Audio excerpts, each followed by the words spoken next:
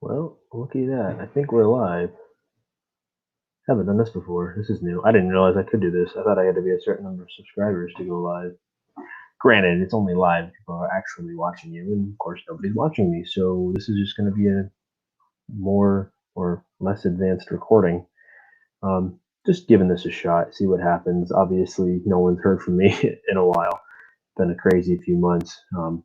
Obviously, with the holidays, it was kind of wacky and people visiting, and it's hard to find time to make content. So that between that and work, it was really kind of hard. And then obviously made plans to have a big 2020 and start putting out as many videos as I can put out. And then everything kind of just went kaplooey. So haven't been able to do much. Sounds like everything's starting to open up though, so that's good. Showing me as a live viewer. That's weird. Am I watching myself? Strange.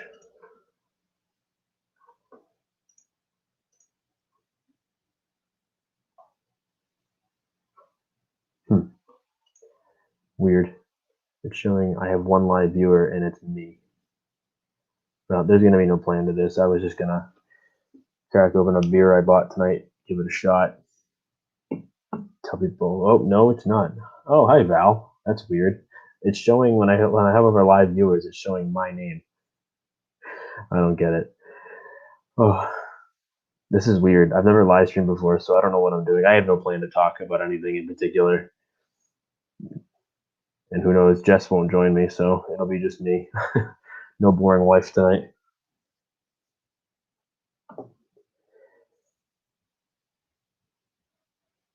So plans for lots of dead air.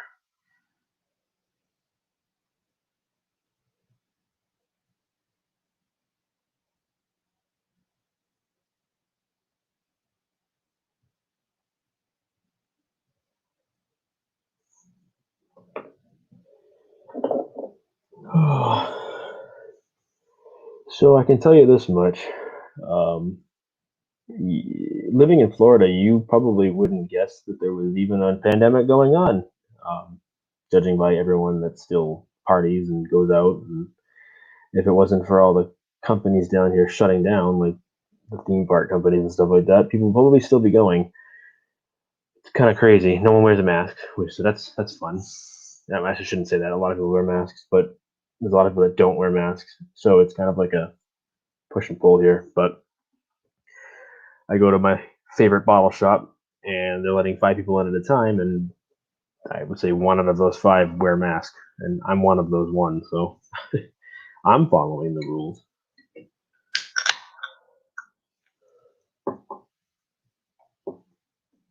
Let me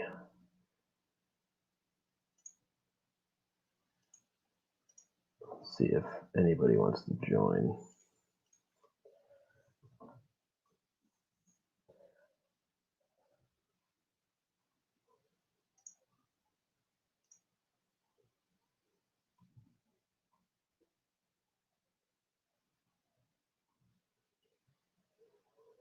Oh, I don't know. For posterity's sake, because this is being recorded and this will be live on the channel once I'm done testing this out. For anyone that watches this, if you're interested, my cousin Nick and I have started our own podcast. I know, like everyone else has, but we said, what the heck? Let's give it a shot. It's called Fear and Beer. It's not live on Spotify, but we did finish our first episode last week, and we're working on our second one tomorrow. It's specifically going to be about Halloween Horror Nights, which is like a big haunt that Universal Studios puts on at their theme parks, both in Orlando and in Hollywood, California. We're not really going to talk much about the Hollywood, California one because it's not our home park. We might dabble in it a little bit, but also because we're huge horror fans, we're going to talk about a lot of different things regarding to horror. So whether it's movies or, games or music and stuff. We're calling it Fear and Beer because we're going to try to theme a beer around it every episode. I'm sure no one cares, but I figured I'd mention it because you never know. You might catch somebody that likes it. So a lot of what we're going to talk about is like stuff, leading up to the event itself. Hopefully we still have it this year because it's 2020 and we all know how great this year has been. But if they can open up the parks in the next month or so and everything seems to work out great, then I can't imagine they won't have it. But we're gonna try to like do some what do you call it? Speculation from our part, kind of just as fans of it. So I don't know if anybody happens to enjoy that stuff as much as we do, then check us out. I'll try to link the episodes or wherever it's posted once it's live. We're just waiting on our artwork to come in from his buddy. He's got a tattoo artist that's doing video work for us. Wow, I'm pouring this and it is not the color I expected it to be. I'll show you what I mean. This says it's a double IPA with crystal hops, mosaic and amarillo. I've never heard of crystal hops before. With an extreme amount of hibiscus. So the hibiscus must give it that color. You probably can't tell because my webcam's crap, but it's really dark and it looks red to me, but then again, I'm colorblind, so who the hell knows? But it looks good. Was going to partially talk about the beer I was going to drink. I'm not a beer expert, so don't take anything I say with any real opinion, but it's called Bloomin' in the Juicy Double IPA with Hibiscus by Dssolver. And they are from Asheville, North Carolina. Scoots for life, please recycle. Will do, Mr. Dssolver.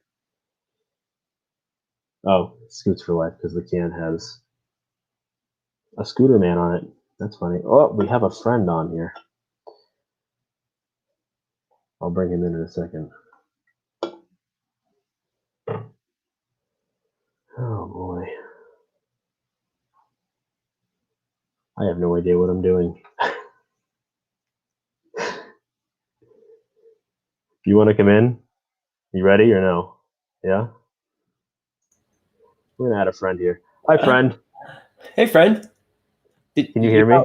You found. I can. Can you hear me? Yes, I can hear you. You found the button to let me in. Yeah. So I tried streaming about 10 minutes ago, and apparently there's a go live button that I wasn't aware of. So I talked to myself for about 7 minutes. Granted, I'm talking to myself pretty much right now, but I did have one viewer. What are you drinking? Have you started? Is that the Dssolver, or are you drinking something else first? No, this is the Dssolver, the Bloomin' in the Juicy. All right, I'm gonna go for the. I'm gonna go get that out of the beer fridge shortly. I'm finishing up a Pohala. It's a rye sour. You'll be surprised by the color of this because it's called a double IPA and it's really like red-ish. I'm excited to try that only because we've had a couple Dssolvers and we were disappointed. So I'm hoping that this one's better. Now we've had like two, and it was, I forget which two they were, but they were really low ABV, which was kind of surprising, like 3% ABV. Yeah. But the flavor trended with that. Like they were really not very flavorful. So this one's, I think, 8% ABV, right? Yes, 8%. We will hopefully enjoy that one. Did you just cracked it? I just opened it, just poured it. And what's the style again? They call it a juicy double IPA, but it's brewed with an extreme amount of hibiscus, so that must be what gives it the color that it is. Yeah, hibiscus. Hibiscus is a flower, right? It usually gives it a pink color. Yeah, that's got to be what it is because it's got crystal, mosaic, and amarillo hops in it. Which, if the hops they use is floral, in addition to that, it could be a very floral beer. But I've already informed my non-existent audience at the moment that I'm not a beer expert. I'm just a beer fan who enjoys beer. We're experts at drinking beer. That's all. Right, exactly. There's plenty of experts. So for those that are gonna watch this, maybe after it's done recorded, this is CrafteeBeer, Kevin for short. You may recognize him as one half of Hughes&Brews. I don't know if he's Hughes or if he's Brews, but he is one half of that group. We know each other, obviously, and we've been in each other's videos before. So I figured I'd bring him in and talk about the same beer. I mean, again, I had no plan for this test. I didn't realize I could live stream. And the funny story was you had gone to the beer shop earlier than me.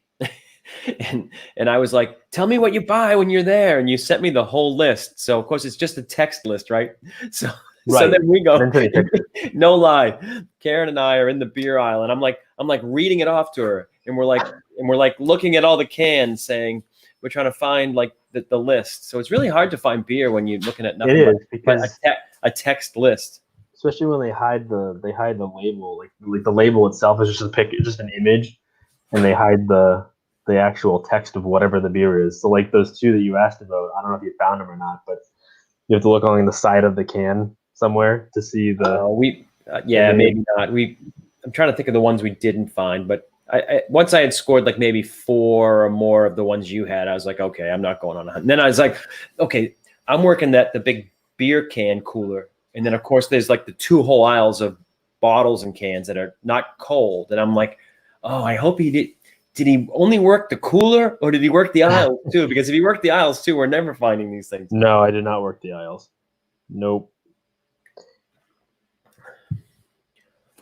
So this wasn't bad. It's a dark rye sour, and again, I forget where the brewery's from. I think it's in Europe somewhere. It's Pohalo. Pohalo, right? There's a lot of at the beer store that we were talking about nightly. They have a great selection from them, and everything I've ever got from them is amazing.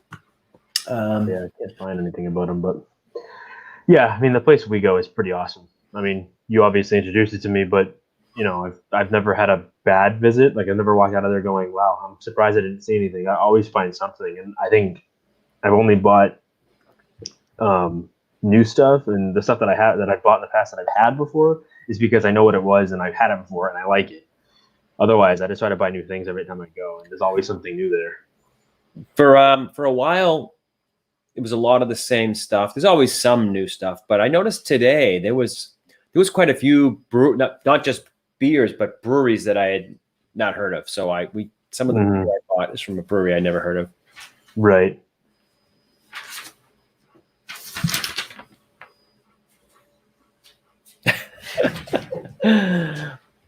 So my lighting, Karen says it looks like I'm having a rave.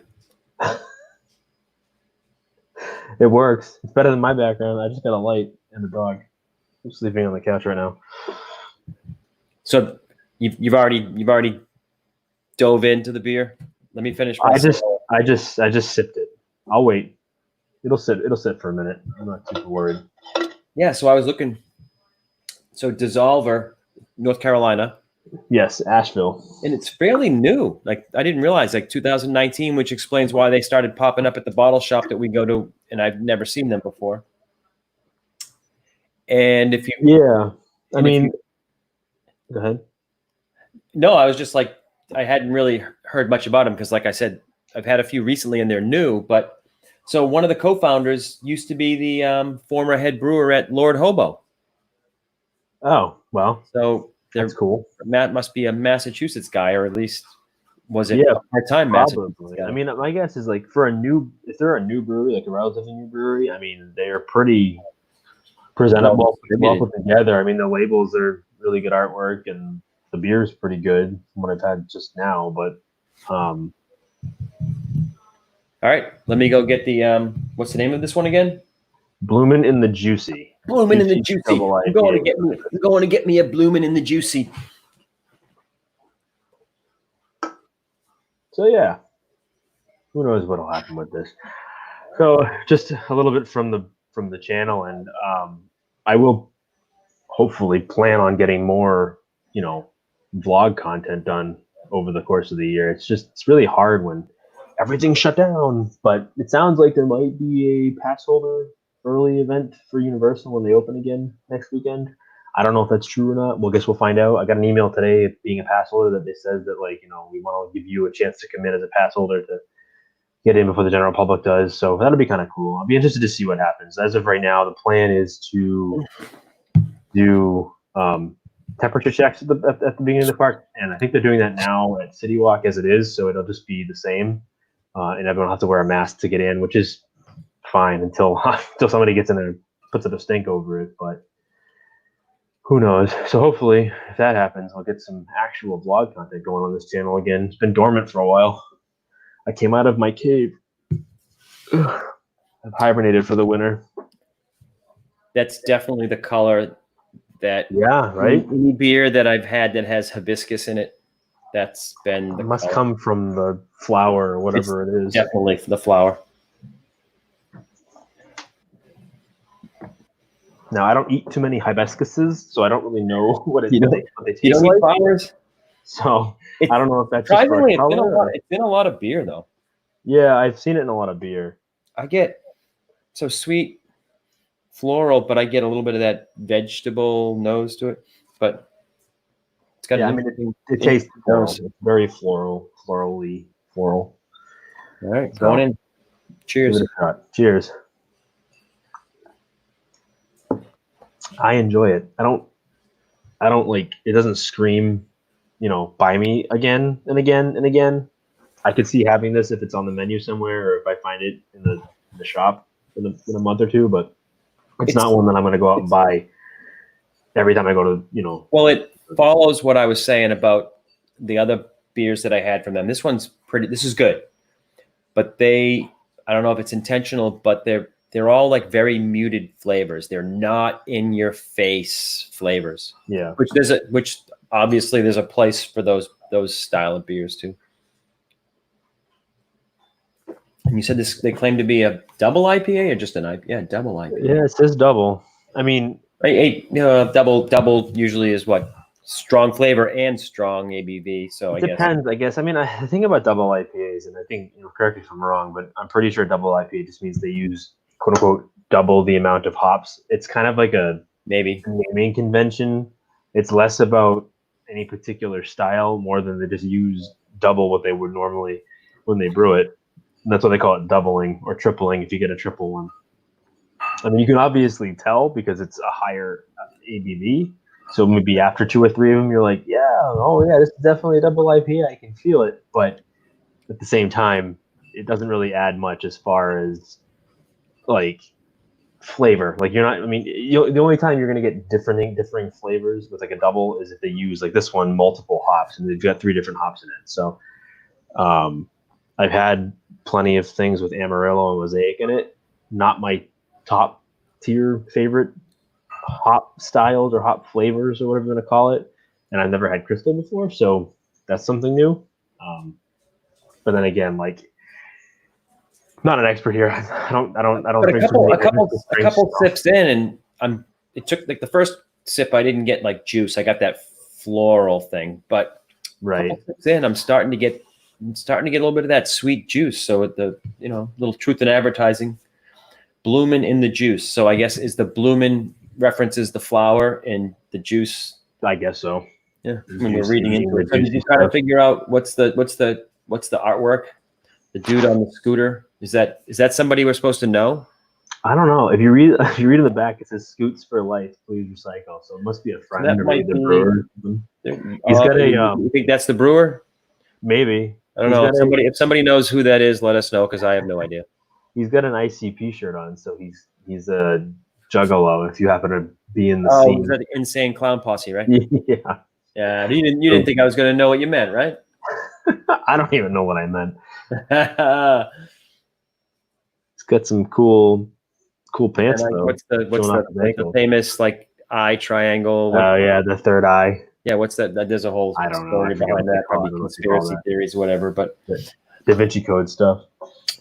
I enjoy like trying to dissect can art, but I never get it. Like I don't get most of the references, but I always assume that there's like some deep meaning to it, and there probably is. And then there's probably plenty of cans that the shit doesn't mean anything. Yeah, right. I'm like, oh, that's got to have some deep meaning to somebody. That's a reference to a song. That's a reference to a movie, and it's probably none of that. But literally means nothing. Crystal, Mosaic, Amarillo, and an extreme amount of hibiscus. Yeah, this is the best one I've had from Dssolver so far. Like I said, the other 2 I had weren't bad. They just were so lacking in flavor, which if that's what you're looking for, great. But they were just really, as well for us, we drink enough different styles of beer that we want something fairly strong to differentiate between the styles. Like you're drinking it for a reason. Like if we wanted to drink a beer with no flavor, we'd be drinking Natty Lights or something. Right. Yeah, this is pretty good. All right, I'm gonna scan this bad boy for the Untapped. Yeah, I wanted to see what they were giving it.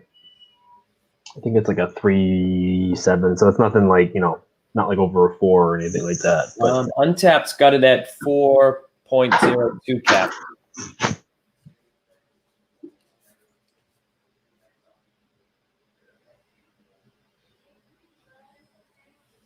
Let's see. Yep, blooming and juicy. So one friend has checked it in. Oh, wait a minute. On the website, it looks like it says 4 caps, but on the app on my phone, it says, based on everyone, it's 3.72.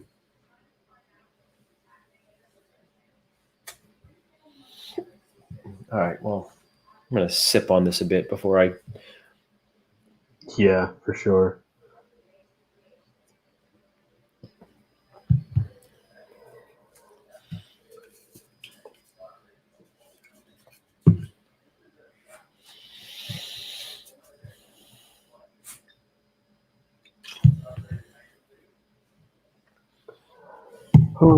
So, are you ready for the whole world to open up again? Because it seems like, at least in Florida, because we're our own world down here. Well, that we do whatever we want. We're starting now. I think they're down to only like a couple states that haven't opened anything yet. Everybody has their own version of phase 1. So, yeah. Playing my hat. I don't know what I'm doing here. So I mean, we're fine if you can sit somewhere outside. I'm not ready to sit in a building with lots of people around me yet. But if you sit, like, we've gone to a couple places where it's like out on the patio.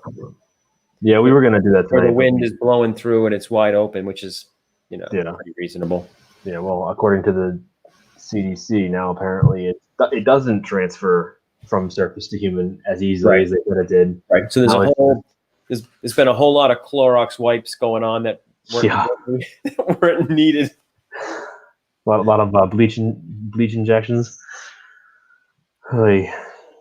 Well, hopefully hopefully we're on the down curve. Like I was saying earlier, we hopefully going to get to go to Universal in the next week or two, because I've been itching to go to.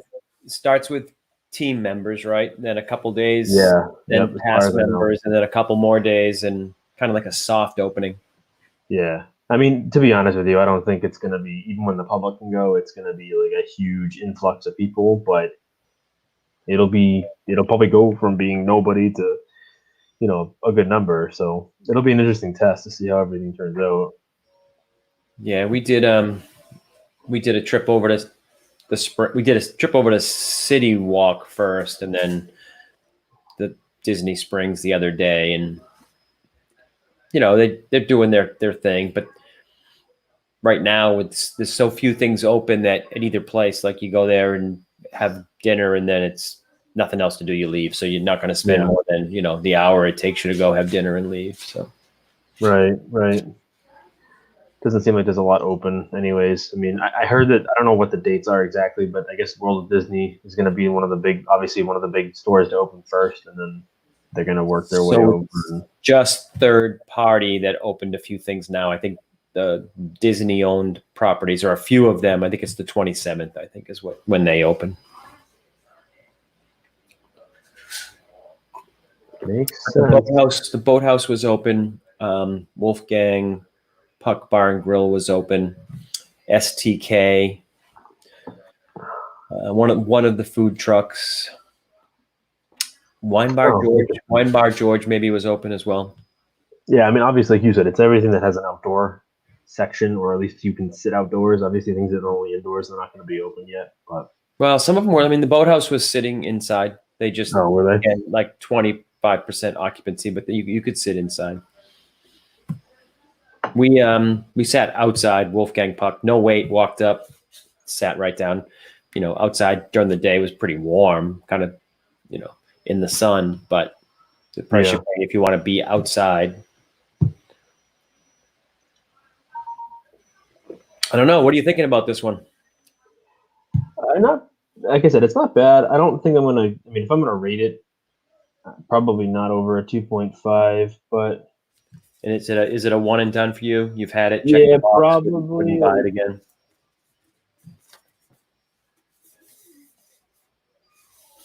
So, typical smaller brewery where they do it's a label which got misaligned on mine. Is yours? Yeah, Quality control on the label there. It didn't quite match up. Yeah, a little misaligned. Which I'm fine with. I'm like, don't put your time and money into your can. I mean, I like the artwork, but if it's cost effective to put a sticker on a can, by all means. I don't need top end packaging. Yeah, I don't really care so much about what it comes in as long as it's good. Yeah, it'll come right off. Oh yeah, so this one peels right off. I could decorate the laptop with the beer label.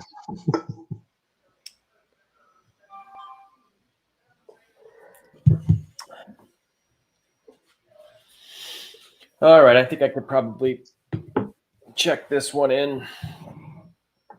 Yeah, I gave it a 2.25. Oh, dude, you kicked them in the trunks, huh? Yeah, well, I mean, it's just under half. I mean, I guess I don't know. If it's tough for me because, like, I'm sure I could come back to this in a month or two and be like, yeah, it's pretty good. I was probably too harsh to it. And who knows? I mean, I come back to it and be like, I probably rated it too high. But hey, that's the wonderful thing about opinions. You know, everyone can have one. It's all good. If anybody's had Dssolver, what is it again? Bloomin' in the Juicy. Bloomin' in the Juicy. Let us know, or anything from Dssolver. I was surprised that it was only, I know that I just started seeing it, but I was surprised that it looks like 2019 was when they opened. So good for them to be at least this far down the East Coast if they just opened in. I mean, it could also be, like you said, I mean, if they've got a brewer from Lord Hobo, it could be just a group of guys that the players involved might have some good connections, which is fine. Yeah.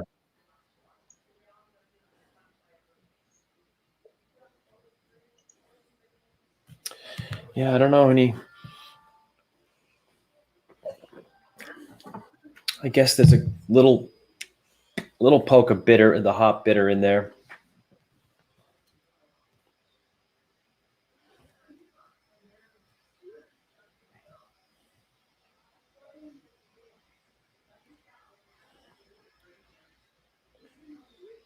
Going in the Untapped. CrafteeBeer on Untapped. Yeah, you can find me if you need to, but it's just my own personal account. What's the Untapped name? Mine, I think, is. Well, I know it, but somebody watching might know. Yeah, if you really want to find me, it's SCH, my initials, 5500. But I'm not offended if you don't find me. Find them. It's just for me, so I can keep a count. You've recently passed the 500. I have beers, right? Which 510 right beats now. me by a long shot. But there are some people I see that are like 2,000 beers, Oh, yeah. and I'm like, what? I'm like, which I could probably catch if I actually untapped every beer. But there's so many times I'll go out and have a couple great beers, like those were really good, unique, and then I'll get home and I'm like, why don't I remember to untap them? You know, yeah, that's the thing. You got to be good. You got to be kind of like a particular app about it. You got to be able to. There's people on both sides of it. There's people that are like, it's ridiculous. Just enjoy your beer. You don't need to check it in.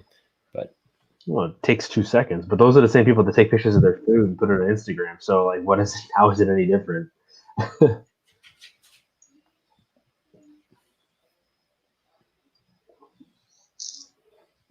But I don't know. All right, let's give this a photo up. I'm definitely ready to get out and do another one of these like vlog type things. Sick of sitting in the house.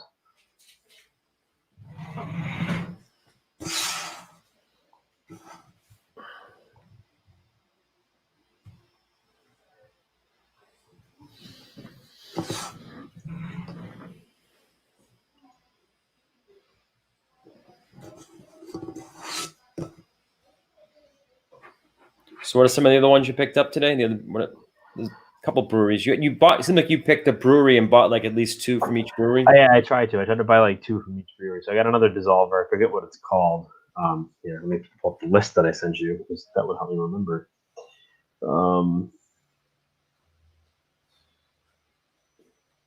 bear with me, hold on. Yeah, so I got another one called Another Damn Skull. Sounded pretty good. I got a couple of Jolly Pumpkins. I did pick up the one you had the last Jolly time, Pumpkin. Jolly Pumpkin's always good stuff. And then I got a Bam. It's called Bam Beer, something like that. I forget what style that is. I got that one. I did pick up a milkshake. I was gonna leave it, but I figured March isn't that bad. The problem with milkshakes is they're made with lactose, so if you don't drink them relatively soon, they tend not to go bad, but they tend to just like lose the profile. So you kind of lose what they were intending. Lose the sweetness. Yeah, so it kind of defeats the purpose of drinking a milkshake style IPA. And then a couple Ravenous Pigs, which are local from Winter Haven, I think, or Winter Park. One of the They are. They're in Winter Haven, and so the Polite Pig. The Polite Pig has them, right? The Polite Pig at Disney Springs is the same owners, so they own the Ravenous Pig in Winter Haven. Okay. That makes sense. Winter Park maybe I think it is, and then they have the Polite Pig. Yeah, because I knew that they sounded familiar, and I'm pretty sure I've had both of the two that I bought, so it's really going to be kind of as a retread, but we'll see what they taste like out of cans. Right, and I forget how it works. I think that at one point there was a small brewery next to their restaurant, and they took it over, or they brewed the beer for them. I forget the whole story, but yeah, I know I've had a couple of the beers at the Polite Pig in Springs. Yeah. Bourbon, they have the bourbon selection They do. Yeah, they have a lot of things. Actually, it's a really good restaurant. Like, I'm not gonna lie to you, for anybody watching, if you come into Springs, come to Disney, check out the Polite Pig. Especially if it's like, if there's two of you, sit at the bar, order the what do they call it? It's like the butcher's board or something like that, and a ton of like amazing food for like $30 that two people can split. All the and they have really good drinks. All the artery clogging, and they're open. That's one of the restaurants that was open. Is it? Yeah, it's really good. It's normally, obviously, like before this all happened, it was like hard to get in there, but you could you could usually walk in if it's just like two adults and snag a couple seats at the bar and not have to wait in a gigantic line of people trying to order food. So, and they've got mixed drinks on tap too. So if you're a mixed drink drinker, they've got those too. So you can get like a Moscow Mule or something along those lines. That's right. That's the place that has like most of their mixed drinks are on tap. So they're pre-made. Mm-hmm.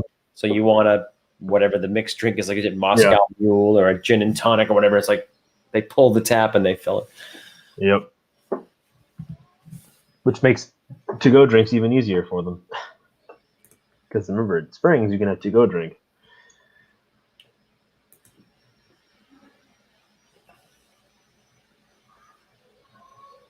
I'm not gonna lie, I was looking at the channel analytics for my videos, and I still got like 50 views in the last 28 days, which is surprising to me. You're back at it now. Yeah, I'm alive. There you go. Got to get out and make some videos. We'll do a beer a day. I'll meet you. I'll meet you here at same place, same time. Just start doing live beer videos. Why not? Yeah, well, we can't do anything. We can't do much else except go to restaurants. So I think I went with a 3 on this. Yeah, to be honest with you, I was you're having Raiders remorse now. You want to go back and give them a little more? No, I'd probably still do sub 3, but I don't know. It's just not something that like you said, I'm not gonna like run back out tomorrow and buy more of it. And nothing against Dssolver, because like Dssolver makes good beer. I can tell just by drinking this one. It's just not something that I'm like, wow, I gotta have that again. Like there are certain breweries that I drink a beer and I go, wow, like I would buy 10 or 15 more of these tonight if I could. Like I said, there was a lot of beer there tonight that I hadn't seen in breweries I hadn't seen. We were like on a feeding frenzy. We took one of the beer flats and between Karen and I, and I'm like, how many we have? Well, we have 10. Well, let's make it 12. And then we're like, how many have now? We have 14. Well, let's make it 16. That's my problem. I go in there and I'm like, all right, I got 2 4-packs. Yeah, let's get another 4-pack. We'll be all right. And then I forget the brewery name, but somebody, no names mentioned, found a brewery and got like 4 beers from that brewery. And they're like, They were $17 a can. Were they the tall ones? Yeah. What was the name of it?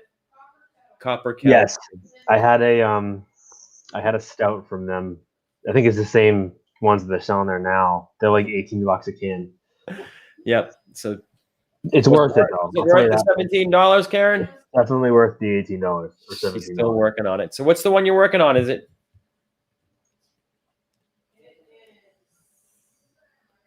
And then she's like, when they're ringing it up, she's like, $17. He's better be really good. What was the 6-pack price? Yeah, she's like, that must be the price for the 6-pack. I thought it was the 6-pack. Was it good? You're still working on it, right? I'm still working on it. Oh, yeah, Those are really good. brewing. What is that one? The snowed in mocha. I had that one. Oatmeal stout. You've had it? One. Or you I saw had it? that one No, I had that one a couple months ago. So she's a fan. High Yeah, ABV, it's really right? good stuff. Yeah, 12.3. So it's a slow sip. Yeah, but you know, this kind of beer, you're drinking it over the course of a night where you might drink 3 or 4 of something else, so that you know, makes sense. It's not one you're not pounding them. I don't know if I've had Copper Kettle. I hadn't until I had that one. That's the only one I've had. There's like 3 different ones they've got. She's got she bought like 4, I think, from them. They all seem to be that dark, barrel aged stout porter. It's almost like a cherry one. There's a maple one.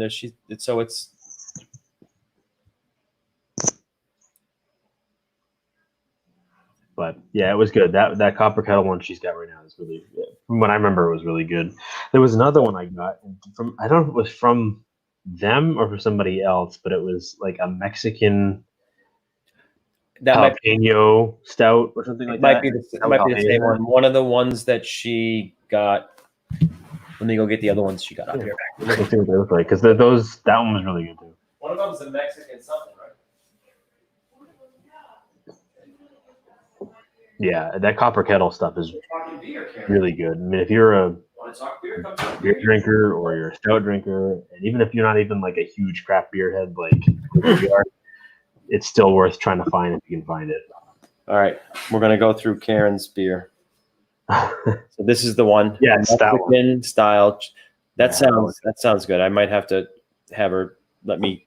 That one's actually. You might have to share this one, or at least let me have some. Like it's that one's definitely heavy on the pino. It's a little bit of a burn going down, but it's being very possessive. She's like, "Those are my beers. Those are my beers. Don't drink them, please." And that's the other snowed in, right? That's the cherry oatmeal one or whatever. Yeah. Nice cans, nice artwork, and they just seem like very complex beers. Yeah, and you definitely get that. That's the one with maple. The maple one, yeah. I didn't do a ton of research on the brewery, but it definitely seems like everything they do is oak aged or some sort of. They're all that almost like reminds me of a lot of the. Is it the Founders that has a lot of the? They do that barrel age series every year. Like Backwoods Bastard, CBS, dark, complex, high ABV, so 12.2% ABV. Yep, got to stand in line to get their bottles of stuff. 13.4%. Yeah, that's a one beer night type of beer. And the Mexican is only 7% ABV. Only with that one, but one of them's 13. One of them's 13, Karen. It's gonna be one and done for you that night. Woo! That one you got to drink on a live stream. No, right. It's no different than sitting on a bourbon for an hour.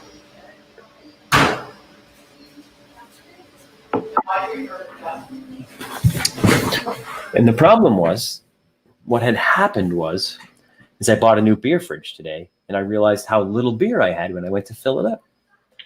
Well, and then I went to Nightly, got a good selection of beer, and then I realized I still had a whole shelf empty. So now, what am I going to do now? I have to go back.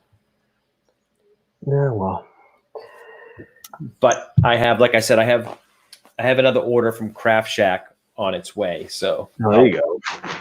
I still have yet to do that. I gotta try that at some point. So Sean, or did Sean put an order in? I have no idea. I think he did. So your dad put an order in, and I think he said that Sean did. Yeah, I may have to try it out. We'll see what happens. So I have a lot of fun going to good because it's so Nightly, which is the bottle shop that we go to here in Florida, is really good at getting a wide selection, but it's mostly East Coast. It's the entire East Coast, but mostly East Coast. And then it works out fine because then online I order from Craft Shack, and they basically work the whole West Coast from from Washington State all the way down through California. So we can get coast to coast. I mean, we have no connection for, I guess we need a connection for like the Midwest, but. Yeah, I mean, I'm actually in a beer group on Facebook. The only reason I even have Facebook anymore, and a lot of those guys trade will do trades and just send each other stuff. Well, we need to find a connection for like the Northeast, like someone in family or whatever. Where that's why, like I was saying tonight, half kiddingly, when I was going to go to Nightly, it's like, here's the selection of all these Florida, Georgia, Yep. So here's what we got, and then they can get the the Treehouse or the Lord Hobo or the New England beers. And so I'm trying to think of what's the beer that the family's hooked on up there now? Is it Bull Spit? Oh, yeah. So Bull Spit, so some background. So Bull Spit is a new local place up in Massachusetts. Now, for some background, if you don't already know, obviously Kevin and his wife Karen are from Mass. I'm from Mass. So we all moved down to Florida at varying times, but originally from Central Massachusetts. And in Central Massachusetts, there are a ton of breweries, and this one just opened. And they opened in this big, like, open farming town called Lancaster, which, is interesting because there's not a lot to do in Lancaster. Lancaster is very much a dry town. They don't really do a whole lot of like the whole bar scene and everything there. But there is a small little brewery just kind of tucked away in the middle of nowhere out there where my parents found it, and the whole family's been hooked on that stuff since. I actually went there. Oh, when did I go up to Mass? I went to Mass in December, I think, of last year, or January. It was this year. It was after the new year turned. And we went there one night because I guess they do trivia on Thursday nights. Really small place, not a ton of people, but I have to admit it's really good stuff. They have a brown ale, which my father loves. That's the one that he's drinking all the time, right? Mm-hmm. And he's not wrong. It's probably one of the best brown ales I've ever had. But it's one of those breweries where you can't get it unless you go to the brewery and get it. So if you're a craft beer guy, boy, we should strike a deal where we can send them some local stuff and they send us some local stuff. Get a supply line moving back and forth. There you go. Because one of these days, once everything kind of settles down again and we can drive places, I want to go to Tampa because I'm slapping myself. In fact, I live an hour from Tampa and I still haven't been to Angry Chair or Cigar City or any of these places. Yeah, we've been to Cigar City. I saw that the Brew Hub's opening next week. I think just their patio, but you outdoor seating, which is perfect because that's all we're like doing right now. You go to the bar and order, and it's no servers, like self-service, but go to the bar, order your beer, take it out to the patio. So Brew Hub. Yeah, I mean, I think it's where it's going to start is obviously a lot of breweries are going, and to be honest, the breweries need it. I mean, I heard a story that just recently. I don't know if you know Three Floyds out in Colorado. Heard of it? Well, actually, one of the OGs when it comes to craft beer. They've been doing it a very long time. They just closed their brew pub indefinitely, and they're not sure they're going to reopen it. Now, part of that is because I'm sure they didn't have much of a reserve to kind of keep it open during this whole thing, so they had to furlough everybody. How many small brewers did, right? I mean, a lot of breweries are struggling. I mean, this thing has hit them pretty hard. Obviously, the story I read, I forget what the percentage was. Like, there's a lot of small breweries that just won't exist after this, which it's sad, but which is what, I mean, that's how, I mean, there was a lot of small brewers, in American history. The way that we ended up with that years of, just the 4 big macro brewers was things like the ones that were big enough to survive through Prohibition because they had other things. Then the Depression, World War II, the big companies were able to survive things like this. Yeah, well, right. It weeds out all the little guys, and then you come out of it with the big players, and that not to that extent, but there's going to be a lot of. What if you were a small, struggling craft brewery? You just, mortgaged everything you had. You went into it. You just extended yourself crazy and just got into the game before this started. I mean, you're done. Imagine. Yeah, I mean, it was a nice little experiment at that point, and then you're like, all right, well, we'll give it a shot. Maybe bad timing. Because the thing is a lot of times, and because you do home brewing, the big equipment, it's all leased for the most part, unless you get big enough to buy your own stuff. So a lot of these smaller guys, they lease their equipment.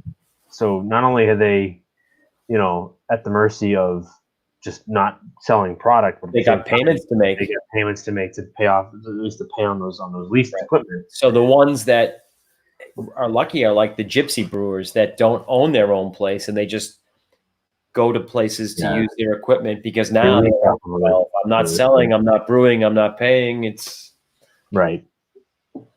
Exactly. So that, I got supplies for 2 beers here that I need. A brew day coming up. I got a shandy and an IPA. Shandy sounds good. So we might have a brew day coming up. Maybe I'll live stream an all-day brew day. I'll wear my mask. I'll come over. Well, social distance brewing.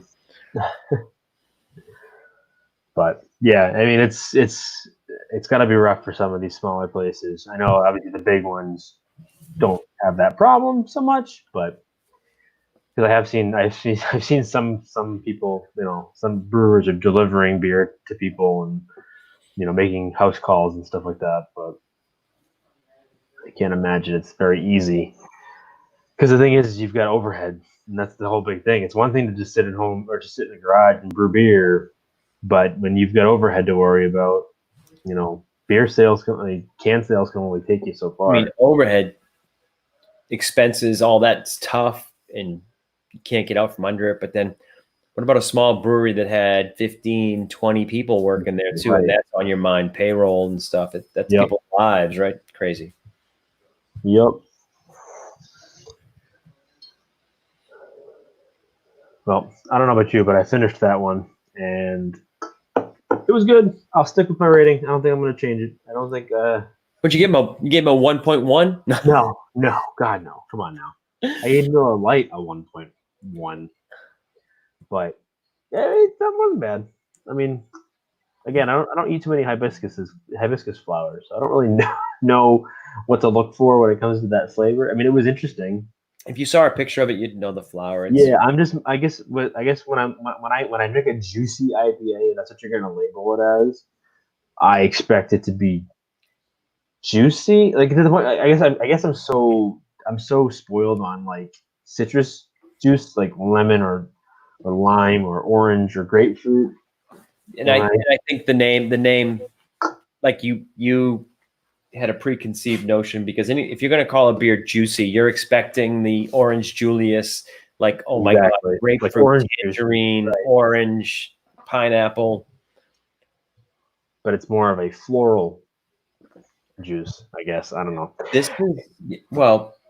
this is almost like a floral West Coast IPA. No, when you hear juicy, you're thinking a NEPA. Right, and I think that's on me. That's not on the brewery. That's just like it's a preconception. That's the notion. That's you had that preconceived notion. So then when you're drinking it, and you're like, oh, kind of a little bit West Coast, little resiny, little piney, little floral. That's not juicy. No, juicy, the juice bomb. That's what I'm thinking about. But I mean, I would definitely suggest going out and trying it, though. I mean, I wouldn't tell anybody to not give it a shot if you find it anywhere. So,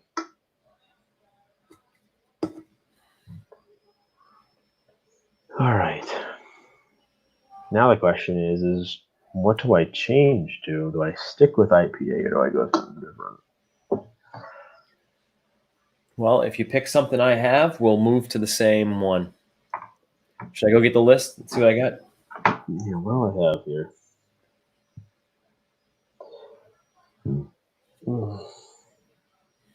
Let's see.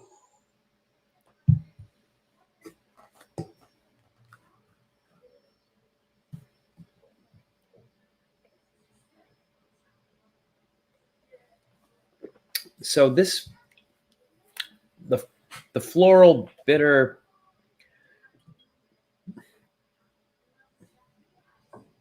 is making this kind of a slow sipper. Like I'm really like, yeah, I'm sipping and sipping and sipping and sipping. Right. I mean, I cracked this at the start of this, and we've been going for almost 50 minutes. So, like, I sipped. And granted, I'm already a beer sipper. I don't chug. I don't drink in big gulps right. like that. I've always kind of been that way. But I can tell when I'm like working on a beer. Mm-hmm. It's one thing when I'm just drinking it, but like this one getting a little bit lower, little that floral bitterness. When you get to the point where like you're almost thinking like you're working at finishing it, that says something about a beer. Yeah, I mean, it doesn't always say a bad thing either. I mean, no, it's definitely one of those ones where meaning it's very distinct. Yeah, but for me, for me that's particularly sour ales and it might be that it's getting like it's room temperature now too. So some like a dark beer as it gets warmer, it changes. Mm-hmm.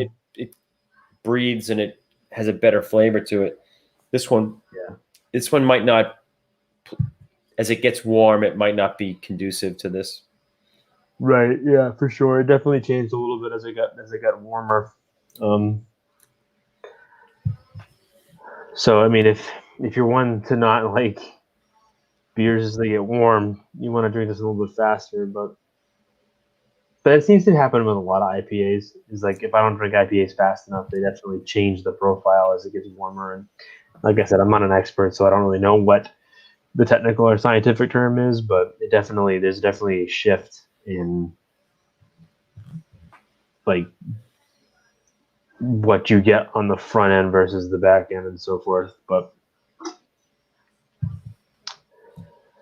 I don't know. It was good. Oh, you're working the list now. You're looking through the list. Where are you getting? Let me go raid my fridge real quick. Hold on 1 second. I don't know if I want to switch like hardcore, like hard left to like a stout, or if I want to stick in this same pick something that I got. Pick something that we both have. Hold on. Holding.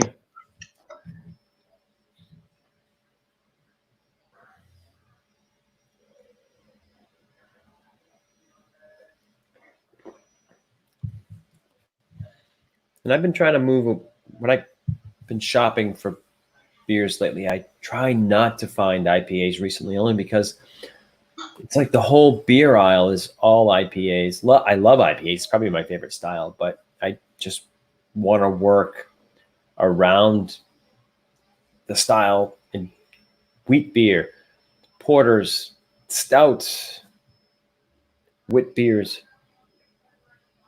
Although I do love sours. A Goza. Oh, a salty sour. Nothing better than a salty sour beer.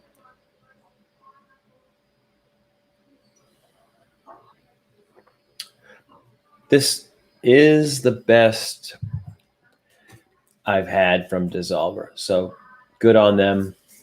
Blooming in the juicy. 8% ABV.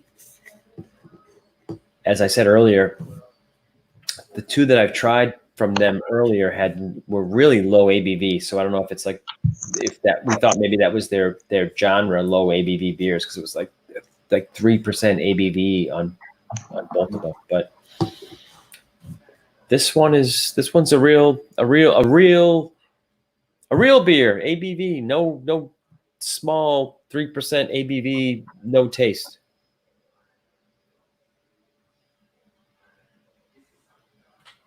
All right, so you got the dog one, right? The Ben beer. Oh, I have that one. All right.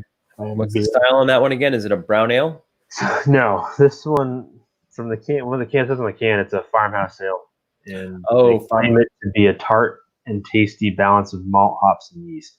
Yeah, And it's oak aged, so it's been aged in oak barrels. So, be an interesting test. I like farmhouse ales. Yep, farmhouse can be a little funky, wild, sometimes like wild yeast. So it can have an earthy, danky. Right. Yeah. It depends on it really depends on what were the natural elements. All right. Well, let's let me go grab that one.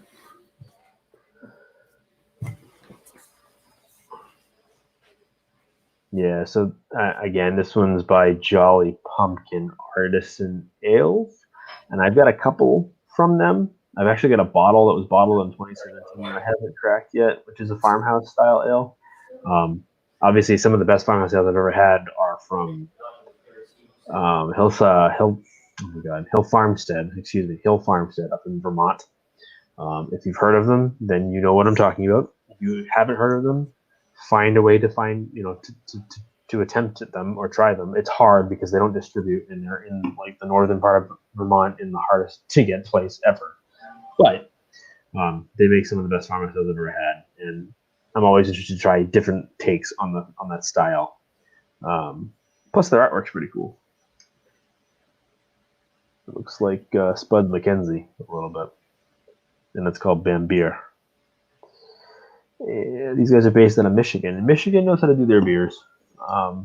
Obviously, the big ones in Michigan are like Old Nation, that type of stuff. And there's always, that M43 meme, which is good, but it tastes like orange, like straight orange juice, like Tropicana with a little bit of alcohol in it. I kid. Obviously, I like Old Nation, but Michigan is definitely a hotbed for breweries, I guess is my point. Just like New England or just like the West Coast, California.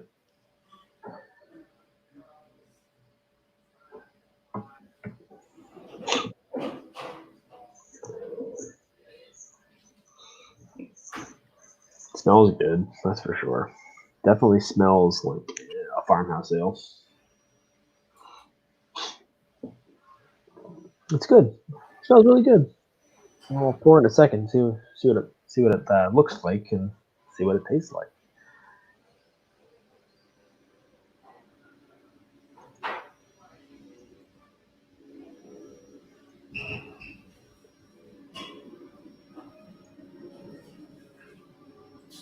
Tell you one thing, I was definitely planning at some point this summer, I was hoping to, is to go to SeaWorld for the first time, because I've never been, and I now live 20 minutes from it, and they have awesome roller coasters, and I'm a roller coaster nut, and I haven't ridden any of them. So that was the plan, but it smells good. I cracked the can already. It smells really good. Haven't poured it yet, though. Jolly Pumpkin had a bunch of their stuff over the years, not recently, but, and I seem like I say this a lot, but about a lot of breweries, but all good stuff. And where are they? Are they in Michigan? I forget. Michigan. Yes, Michigan. Yep. And I was just saying that Michigan, much like New England or California, they're a hotbed for breweries.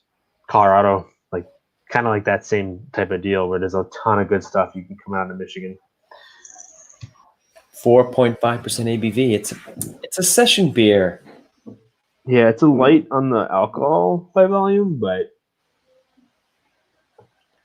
I feel like it's one of those ones where you drink one, you could have 15 of them and not realize it. And then what's the name? What's the meaning of the name? There's a meaning. There's a deep meaning. It's a funny way to spell beer, to be honest. There's some deep meaning. Probably. Tart and I don't know. I bought it. Okay. Have you gone in yet? Have you tried it? I have not even poured it yet. So I was all right, me neither. Just opened it.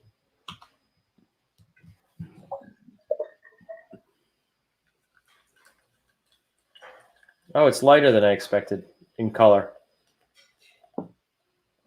I mean, I guess for a farmhouse, but I don't.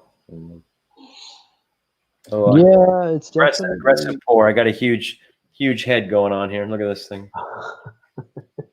Too aggressive, I think. Too aggressive. It's definitely it's a little hazy. I mean, I can't see through it, but it's definitely light in color. Yeah, But that's expected for a farmhouse. Looks darker on the camera. It's like that. It's like a very light grapefruit juice. Smells really good. It smells like a farmhouse, a saison. Yeah, well, that definitely gives off the funky wild yeast. Little bit of that medicine Band-Aid nose. Yeah. Karen's laughing. She's like, "Why do you use that description?" Because that's the nose. The nose is a little Band-Aid. And for anybody that doesn't know, that isn't a beer person, like a beer head or a hop head like we are, farmhouse. The reason they call it a farmhouse ale is because when they brew these types of beer, when they brew it, they leave windows open to the wild and let a lot of that natural yeast, that natural flavorings to get into the mix when they're brewing. So you get a lot of these, just like he said, funky or natural flavor and yeast from different areas. So when you inoculate with wild yeast, you get different flavors than contain. Right. Whereas if you contain everything, it's really, and that's why, and not all yeast is equal. So like that's why Belgium is known for a lot of wild yeast beers, because the yeast gives a very distinct. This is a really good nose. I mean, and the way it smells is very interesting. You know, not to get beer geeky, but this thing smells awesome. Yeah, it does. It really does. I can't think of like what type of berry, but it definitely smells like it's almost like a wine. It's a earthy berry. Yes. Okay. No, you might as well give it a shot, right? Now I'm excited for this one. Cheers. Cheers.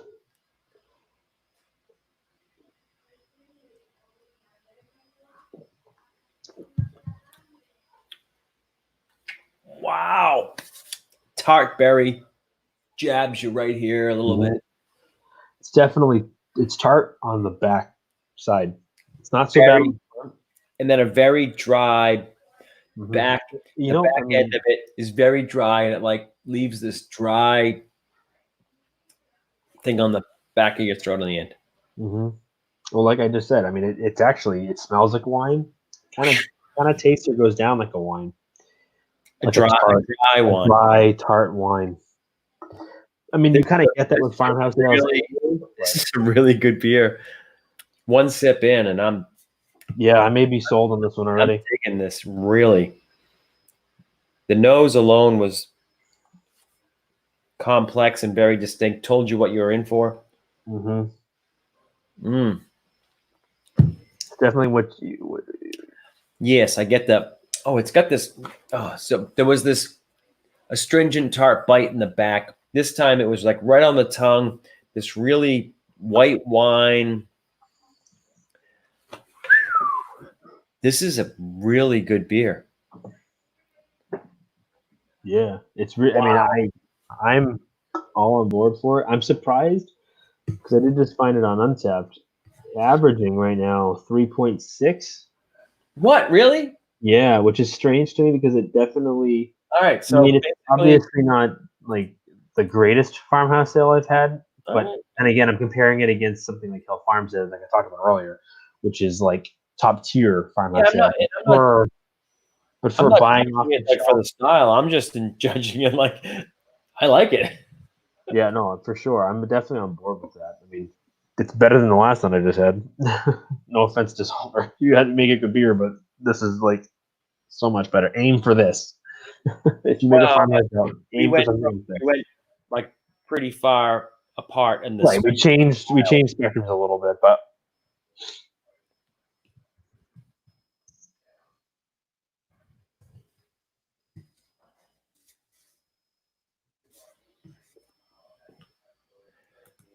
But I am partial to like farmhouse or saisons, wild. I don't know if this is really wild fermented. Probably not, but probably not. No. In the spirit of that tart, tasty malt hop yeast. This is a beer that gets a lot of its flavor. Whether it's probably not wild. It probably wasn't inoculated with wild yeast, but this is a yeast prominent beer, not a hop prominent beer. So that we went from a beer that got its flavor from a little bit of floral, but mostly hops, where this beer gets its flavor from yeast. Right, for sure. So the grains, Pilsner malt, which is like a pale malt. There's a pale malt, which are a very bland base grain. When you want to add something wheat, black malt. This is, I don't know, but I don't get any roasty dark malt barley. Is that what you say? So it's a dark malt. It's interesting because I don't really, like you just said, I don't really get a dark. Well, it says black malt. I'm not 100% sure if that's a roasted or a dark malt, but I mean, it also. I mean, it's okay. The grain bill is pretty extensive here, so this is about the grains and the yeast, not the hops. So the hops are probably just enough to counter the sweetness of the grain bill. Yeah. And I don't know what canned condition, because this is on the canned condition. I don't know if that means it's like they sat in the can for a while. Yes, and maybe they let it set in the can for a while before they released it. It's interesting. Because the born on date is like March 24th, 2020. So it's not like it's been sitting in this can very long. Yeah, so packaged on 3/24. But it's also not like so tart that like it's not crazy tart, and but it's not a mild flavor either. I mean, no, it's complex. You already said complex. Who doesn't drink farmhouse ales or doesn't drink those styles? If you gave someone this beer that like, oh, just try this, and they're used to like blonde ales or pale ales or whatever, they'd be like, but right, yeah. You definitely have to have you have to acquire a taste for the farmhouse style, but this is already blowing me away. It's better than I expected it to be. Not that I expected it to be bad, but it's definitely better than I expected. Bam beer.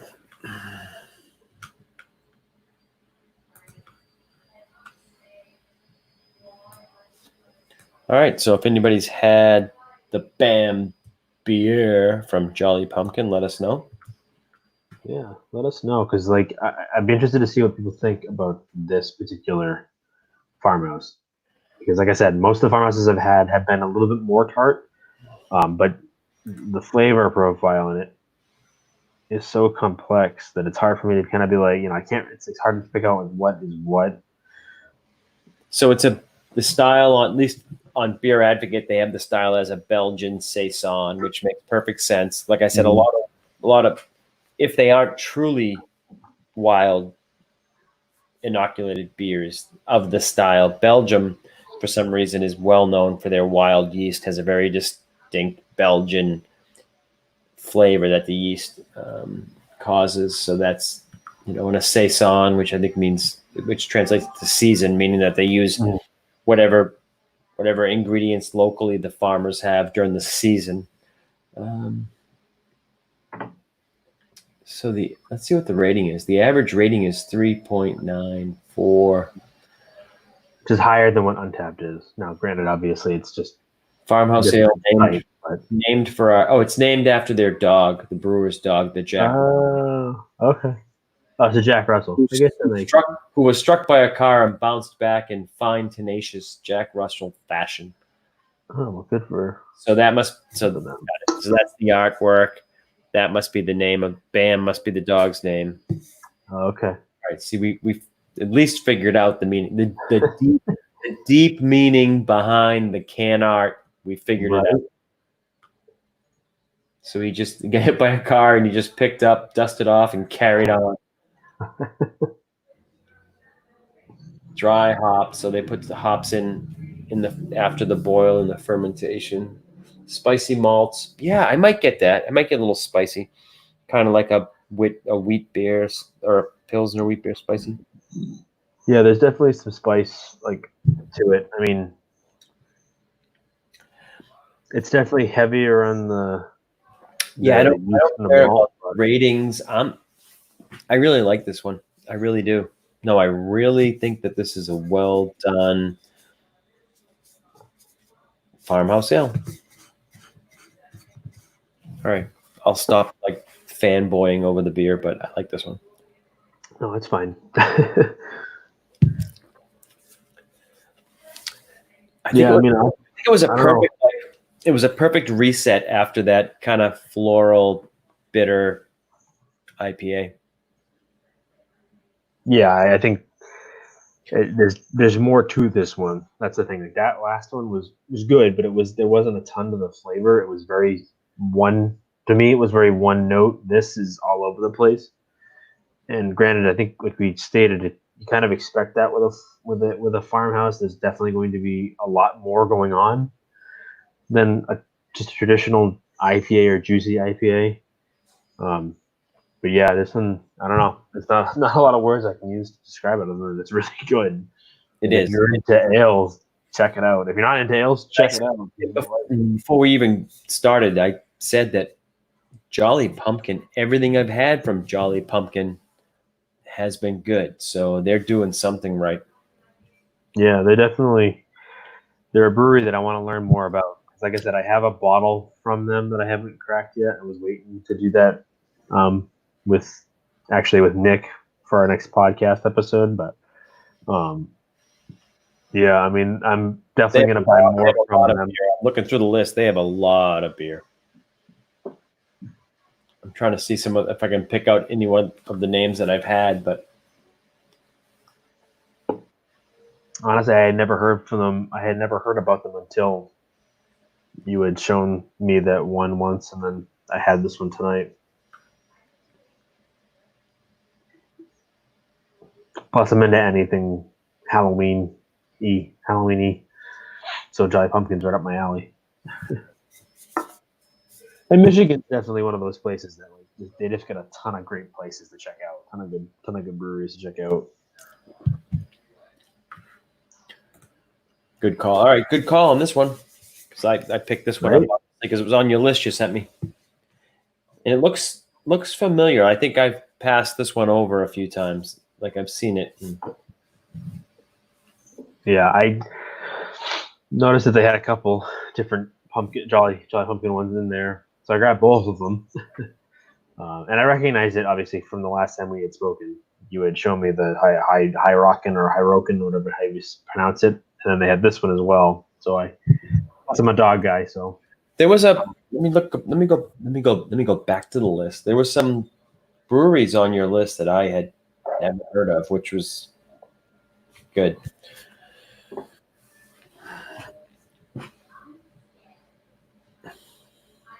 Because I'm always finding myself like going to the same brewers because I know they're good. So you want to be safe. Yeah, but it's also good to like try everything. So on your list, I had never heard of Southern Tier. Oh, really? That's surprising. Is there actually? I think they're from Georgia. Then of course Jolly Pumpkin, I knew. Dssolver, I knew. Barreled Souls, hadn't heard of them. Yes, they're from Maine and they're awesome. And I've never actually had a ton from them. So finding them again here in Florida, it's kind of cool. And then of course the local brewery, Ravenous Pig. But and then Second Shift I don't think I've had anything from Second Shift before. Yeah, another one I've heard about. I've never had anything from them, so I'm interested to try those. And those are really little 12-ounce. Say that again. So Second Shift you had heard of before? Or I had heard of Second Shift, but I had never had before you went there, you had heard of them, and when you saw them, it connected. Mm-hmm. It clicked, yeah.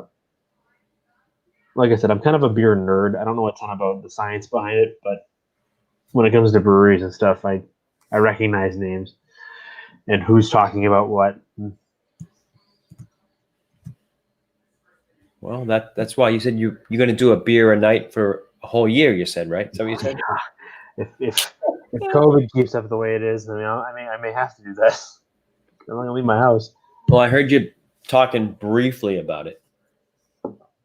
What's the plan for the channel? I don't know. I'd like to probably get back to what we were doing before, trying to vlog a little bit here and there. Out and about travel stuff. Yeah, I mean, my work schedule, I'm not traveling quite as much as I was, so I won't be going out of state as much, which is good and bad. Obviously, it's good because I'm home with the family, but it's bad because I don't really get to explore and again try breweries and see different places or whatever. So we'll see what happens. I mean, I'd like to do more than just Disney. I think what happens is, especially you guys know, I mean, everything kind of gets very tunnel visioned when you're down here because Disney's the big thing. There's so much more that Central Florida and Florida as a whole has to offer, that more than just the Disney theme parks. But as in the 100 breweries that are in Central. Yeah, well, right, exactly. So if you want to talk breweries, just on breweries alone, I mean, we've got one that's like 5 minutes from the house, Ellipsis. So I mean, there's a lot of places that I want to kind of like explore and try different things, and I'm also kind of leaning towards doing some gaming stuff. I know, Gaming, but you I know gaming. also know a lot about sports, so you could. So if when sports ever come back, we could talk about some sports stuff. So that you should definitely think about that. Yeah, I mean, we went to the Pro Bowl in February. When I say we, my cousin Nick, Nick. So the story is that like the NBA is like trying to make arrangements to play all their games in Orlando. Is that what? I haven't heard anything about the NBA. I think I will be honest. I don't know basketball. Orlando's courting them, and I think they're talking to the facility on Disney property, the Wide World of Sports there or whatever they call it. They're talking about playing. Well, they're talking about an idea where, of course, probably no spectators, but yeah, the NBA is going to come and play all of their games at that facility and do their season there. I don't know.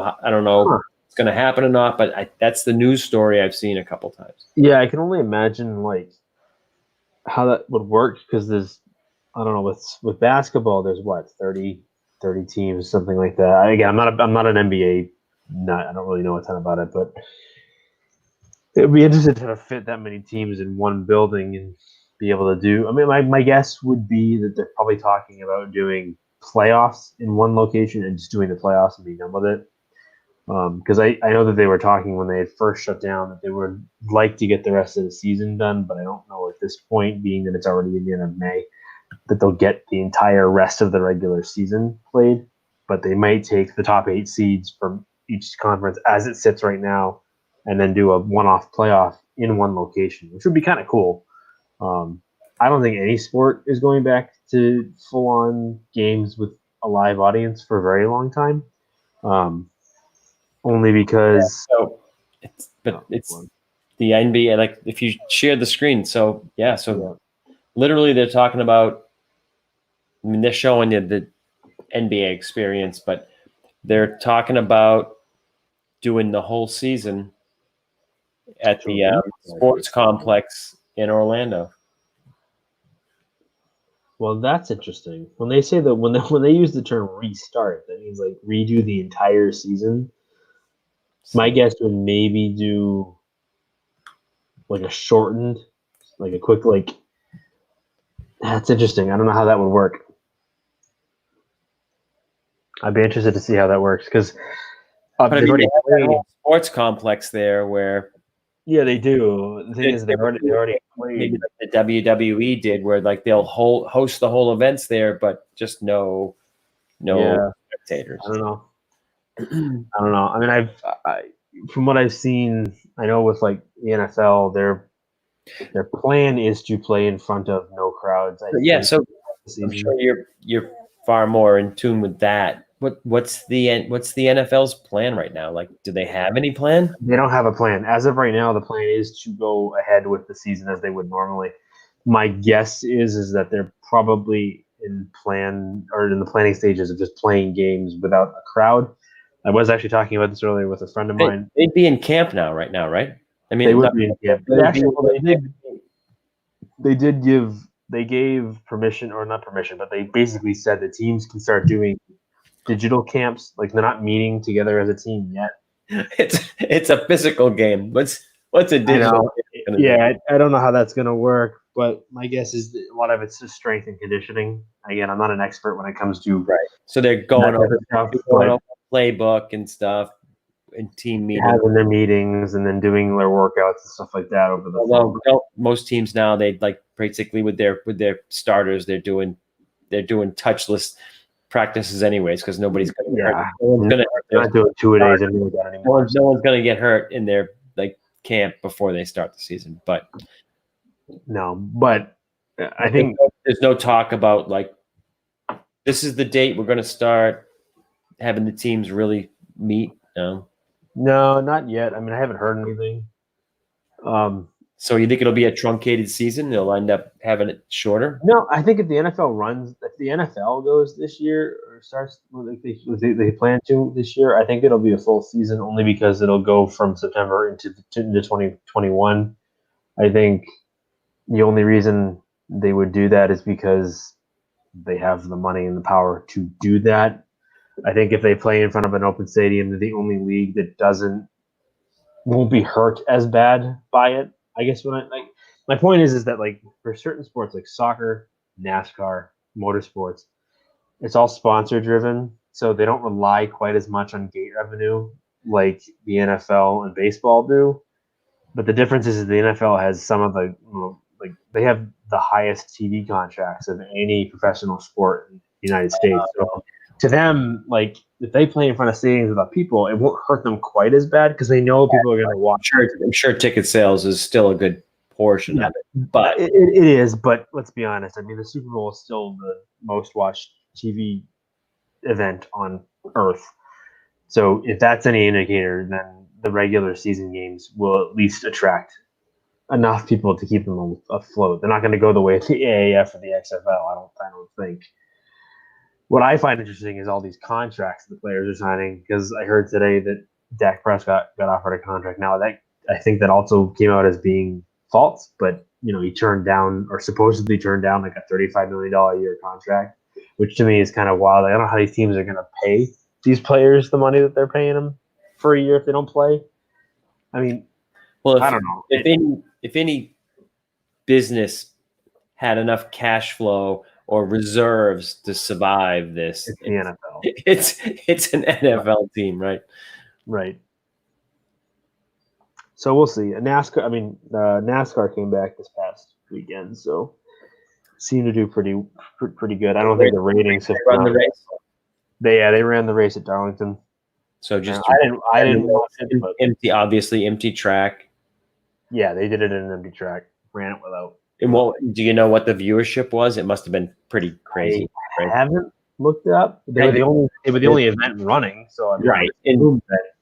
Every NASCAR fan was waiting for it to happen. So yeah, and they for the last few weeks they have been doing digital races. So they've been using what's called that iRace or something, mm-hmm. right? Yep, and that was actually pulling in decent numbers for an audience. So, like, I would assume that times have changed if they're making if NASCAR is making their viewership with digital racing. Right, that's what they should do with the NFL. Is just have like players from each team play on Madden or something like that. Not that I want them to do this, but if you're saying like if the ticket sales to fill a stadium is a big portion of the revenue, right? Mm-hmm. So, I mean, boxing does this, and and Ultimate Fighting does this. So NFL plays their games, and it's pay-per-view, right? Yeah, I mean, and you're everybody. So now people that normally would watch it in local markets, like, no, it's okay. The game's on Sunday, pay-per-view. It's your. So along those lines, the $20, $30, $40, whatever, pay-per-view for the game. I could see them doing. Yeah, I don't want that to happen, but people will pay it. They might do that. The teams survive because they're what they would have got for ticket sales. If it keeps the sport's alive, then if that's how it has, if that's the new scheme. Yeah. Again, the difference is that when you're talking about combat sports like that, the reason they do pay-per-view is because there's no one big event every 6 months. There's no locality issue to it, where it's like you're paying to watch two dudes go at it who are big names in the sport, whereas in sport team events, it's like they have a locality behind them. What I could see happening is that they'll put either some sort of discounted rate on the NFL package or whatever, or network where you can actually so like, you know, I'm a ticket holder. I pay to go to the games, but now how do you get that revenue? So you give them something special, or maybe they get more behind the scenes stuff or better. Yeah, maybe. Or what will happen is they'll just whatever. I'm just saying a bigger TV contract. Make the revenue, you know, the business model work, as opposed to these sports going away. Not that the NFL is ever going away, regardless of how they have to play the games. But no, I mean, my guess is what they'll do is they'll do something where like season ticket holders get, you know, the red zone for free or something along those lines, where they can watch everything. I mean, they did it. I mean, the last couple of months, what they've been doing, and a lot of sports has been doing, a lot of sports leagues have been doing, is they've been putting up games online for free, so you can watch all like the past games and stuff for free. Whereas normally you have to pay for that feature to be able to watch full games. So I mean, along those lines, where it's like, hey, we're going to give, you know, so much access if you pay this much. But again, I don't think the NFL will be hurt with it as much as other sports do. Baseball was already hurting. That's the one probably sport that can probably survive this whole thing, regardless of how they play them. Yeah, like at least for American sports, baseball is the only one that I think that really has a concern. They were struggling before this, right? They're already having an issue before it when it came to viewership, and the problem is that their audience isn't getting any younger. And no, it's they've been struggling with their audience demographic is getting older and older, because younger people are not going into baseball. It's too slow of a sport for the attention span and for the you know, for the younger. My guess is that this year they'll I get it. I mean, we're of the demographic that were raised in baseball, big baseball fans, but when you get to the point where, you know, the pitcher's off the mound half the time, the batter's out of the box most of the time, and it takes, you know, 30 seconds to a minute for each pitch. I get to the point where I'm like, they've got to speed this up. I mean, that's a whole discussion in itself. It's just, how do you improve baseball? I mean, my guess is that eventually the way it works is the pitcher can throw the ball whenever he wants. Get in the box, out the box. You can be doing the ritual, adjust everything 100 times before, you know, even though you didn't swing at the last pitch. Like, if the guy throws the ball and you weren't in there. I've been saying that'll make it more aggressive. I'll just throw the ball. You can stand where you want. I've been saying it forever. There needs to be a pitch clock, much like there's a play clock in football. Exactly. It's got to be a 30-second pitch clock. You get 30 seconds to get up and think you're ready to go. And I think it's the batter more than the pitcher. I mean, I think it all started back. I think it started all back with Nomar on the Sox, where every pitch he was like, and a lot of baseball players are same thing with a lot of them have like crazy rituals. But he had to step out of the box and readjust every pad. Mm-hmm. Even if he didn't swing in the box, the pitch would come in, the bat didn't leave his shoulder, he'd have to step out, and he'd have to readjust every wristband, the pads, and it's like, just throw the ball while he's out there doing this ridiculous dance. Then that's the problem with baseball, is there's too many, and we just said it with the audience, there's too many purists. And unfortunately, to them, that's part of the purity of the game. Is that I know, but it's annoying. Trust me, I'll admit, you have to speed it up. Like, I don't watch a ton of baseball. I'll watch playoffs. I won't watch regular season baseball. When we were watching a lot of baseball, when we were in the Northeast, they used to do, I think, the Sox in 2, where they would condense the games down to 2 hours. Mm-hmm. You would just get the plays that, you know, you would just get the action that replay. Yeah. If a game could be, if you could play a real game in 2 hours or less, like perfect. You know, it's cut out the fluff. So yeah, that was me for sure. Like, I mean, a lot of me is just like highlights, just throwing ESPN or whatever, and just show me the highlights. I'll watch the highlights. Even football sometimes, like the games you don't watch, but I'm interested in, like the next, like on the Monday or whatever, when they show like they cut it down to just the plays. It's like perfect. It's like the plays that count. You watch the whole game in 15, 20 minutes. Perfect. Yep. So I guess it'll be interesting to find out what happens this year.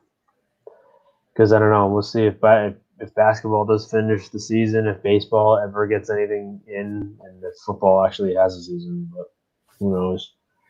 We'll see. I mean, the problem is it's more so just you might have one state like Florida that says, all right, we're letting you do whatever, all your practices and your games. Go ahead, have them.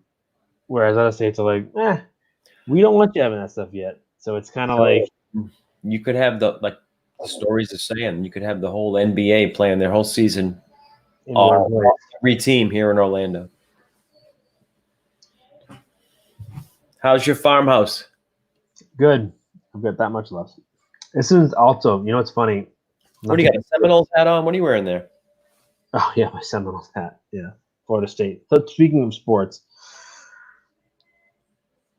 what you were saying earlier, but this, like, even this one, the longer it sits, the profile is changing. Like, it's getting more sour the warmer it gets, at least for me.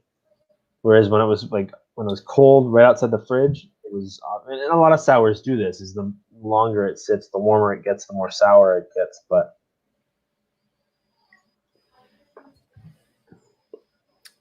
yeah, say it again. I'm enjoying this one. This one's really well done. So you mentioned gaming. What games are you on? I know gamers move from like game to game, whatever's trending. Yeah, well, gamers do. Old gamers like me. You're an old guy now.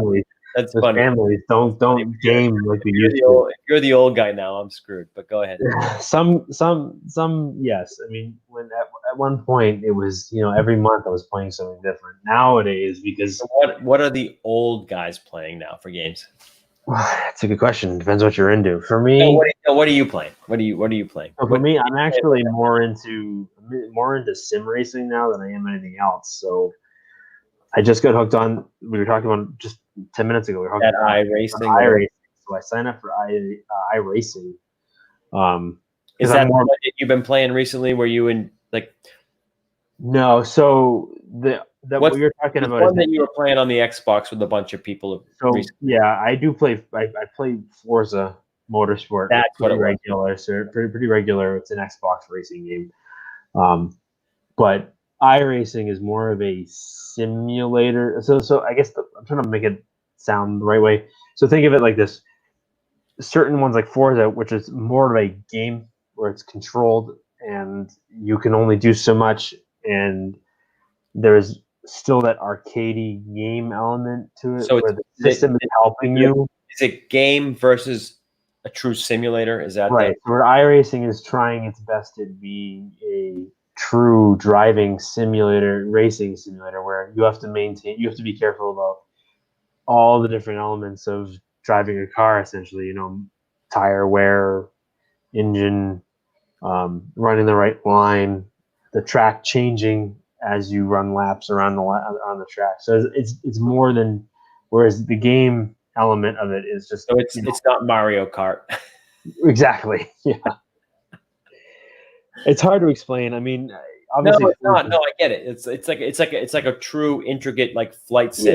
Yeah, right. It's like playing fuel mixture to like traffic control to like. Right. It's like playing X-Plane or Microsoft Flight Simulator versus playing like a flight combat simulator where it's like more of an arcadey simulator.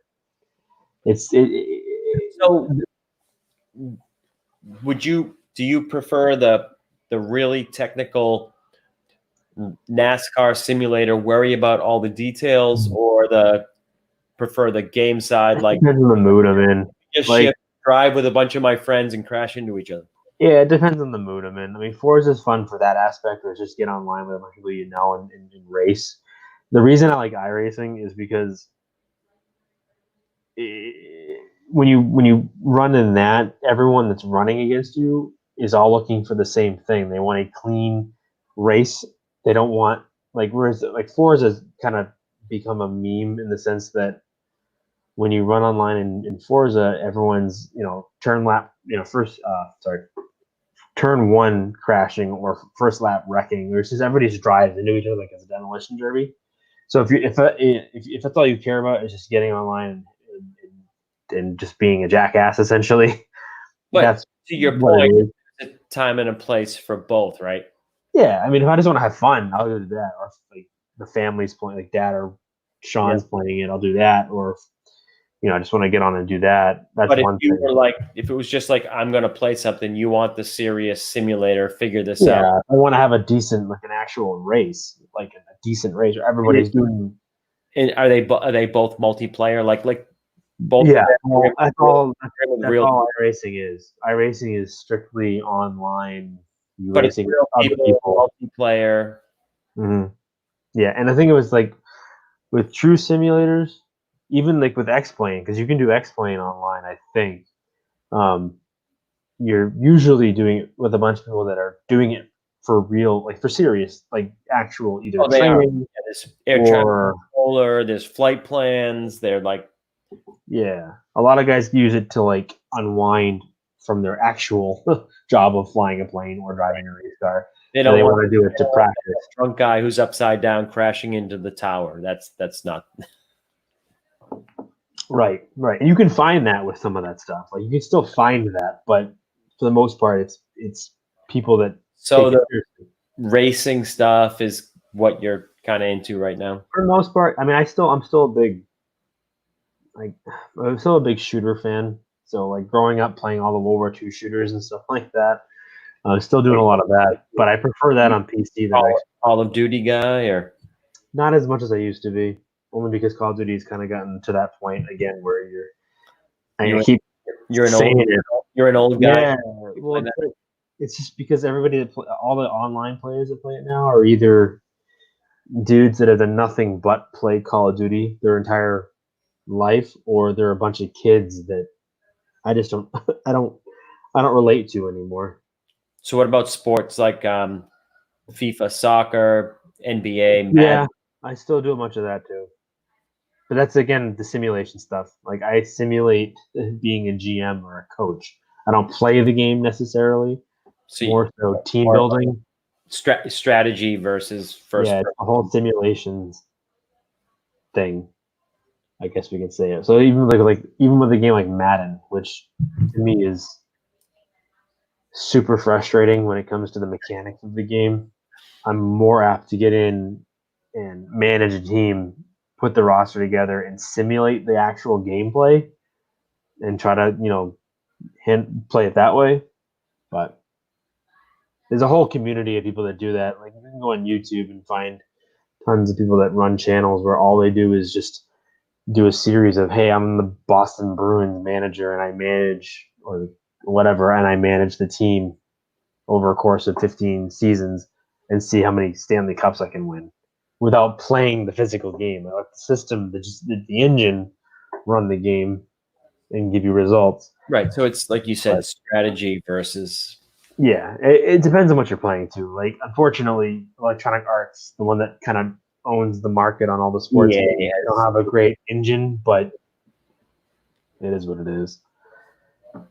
We'll see what happens. Well, I just installed X-Plane, so. Did you? Have you tried it yet? Just I probably send you a screenshot this morning. I just fired it up to make sure it works. I haven't played with it yet. And I've heard good things about it. It's all just in preparation, like the new Microsoft flight sim that's going to come out hopefully this year. But again, no release date, and they kind of keep kicking the can down the road. We'll see, but that is going to be amazing. Like Flight Simulator X, which came out, what, 10 years ago, 10 years ago, or whatever, was amazing then, and I played it for many years. So I'm excited about this, but we'll see. I mean, everything I've seen about that, and again, that's another thing that I was, one of my many dreams in life was to be a pilot. Colorblindness be damned. I did plenty of. You should build the whole flight sim room. You must have an extra room where you can build the screens, the 360 screens, and have the whole cockpit. I'll help. Maybe one day when I got tools. I'll come over. I'll help you build this. We'll just build one. We can all just share it. Motion simulator and everything. But as you're saying, that one, the trailer for that looks. Everything I've seen looks phenomenal, and the funny thing with flight simulators, half of it's not even so much the planes themselves; it's the environment.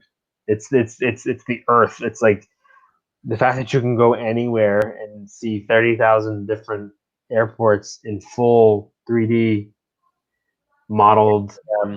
And so the way they're going to do that is, it's like the new paradigm. It's cloud computing. So kind of back the way computers started, where everybody had a thin client on their machine and everybody connected to these big mainframes, which got flipped on its head, and everybody had a PC that ran on their desk. But so that aim is going to be thin client runs on your machine, and the processing happens on the big cloud server.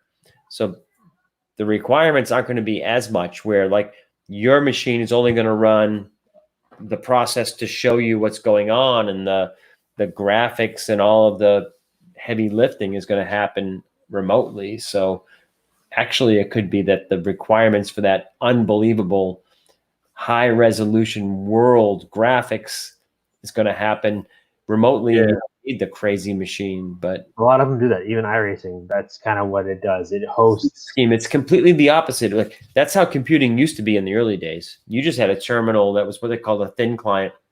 Really just displayed whatever the big mainframe was telling you to display, and all the computer processing happened in this big giant computer room. And then they were like, oh, that's silly. No, we have powerful laptops and your machine does everything. And now we've come full circle. Now we're like, no, let the big machines do that.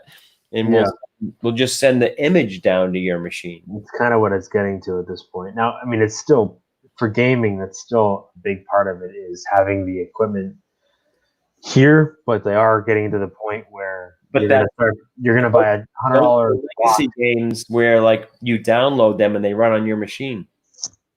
Eventually, every game you can think of could possibly run on some big, powerful machine in the sky. Look at Google. And all your machine has to do is update the image that they're sending down. Well, none of the game AI is going to run on your machine. It's going to be just literally, let me just show you the image that's coming from the big machine. Yeah, I mean, that's kind of where gaming's headed. If you wanted to get into that side of the sea, I mean, that's really where gaming is going. And obviously, it's not big yet.